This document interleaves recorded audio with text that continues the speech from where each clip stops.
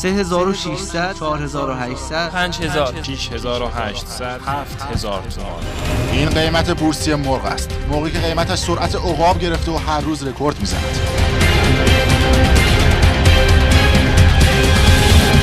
امروز در جلسه تنظیم بازار استانداری مسئولین علاوه بر افزایش قیمت نهادهای دامی برای اولین بار حرف از ورود دلالان برای علت افزایش قیمت مرغ به میون آوردند. افرادی هستن نمیذارن این تفاهمنامه در سطح استان منعقد بشه. دیروز اومده میگه آقای احمدی اگر شما به نصف تقدیر ندید اینا که هیچ اینجان فردا زنگ میزنم همه رو میکشونم در استانداری تجمع کنم. حرف از دلال شد، حرف از شکستن شیشه پشت درایش کشتارگاه شد. توضیح میدی که این قضیه چی بوده؟ بحثی نبوده اینجوری. دلال قطر هست. نمیذارن با تلفن میگن تفاهم نکنید. یکی زنگ زده بود گفته بود شیشه بیاریم پایین. شیشه رو میگفتن میشکنیم و نمیدونم از این جور صحبت ها. بس شیشه چیزیه بود. اصلا میگید هست یا نه؟ نه کو اینا قدر نه خب بگید خب برای مردم باید شفاف سازی بشه. آقای رستمی ما نماینده مردم هستیم. یه لحظه اجازه بدید این در حالی که رئیس اتحادیه مرغداران حرف از ورود دلالان حتی در فروش نهادهای دامی هم سخن به میون آورده. شرکت پشتیبان مردام گفته که یه سری دلالان میمونن دم در کشتارگاه وای میسادن و قیمت رو به واسطه دلالی که داشتن میخرید. یعنی قیمت مرغ ما در این مورد هیچ اطلاعی ندارم. دلال وای میساده جلو در کشتارگاه. نه بحثی که بنده در مورد دلال دارم در مورد تهیه و توزیع نهادهای مرغ بوده.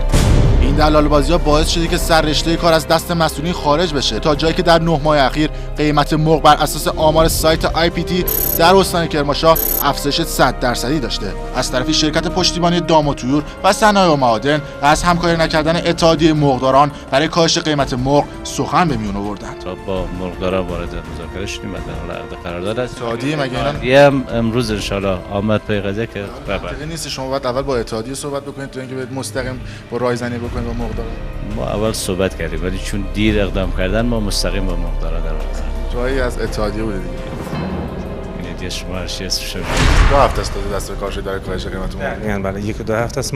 در دیر اتحادیه مگه مسئولیت کاهش قیمت مرغ باش نیست؟ مگه ارتباط نداره با مرغدارا؟ مشکلاتشون در جریان نیست؟ قبلا این نهادها از طریق سیستم بازار هم سیستم دلالی تهیه میشه تا اینکه خود پشتیبانی مرغداران شما میدونستید دلالی رو بسش کاری نمی‌کردید؟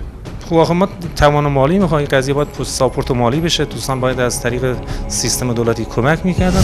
اما اتحادیه سراسری مرغ گوشتی از همکاری نکردن دولت میگه. منتها حالا دولت به ما اعتماد نداره. هر وقت اعتماد پیدا کرد که بالاخره همکاری بکنه با ما.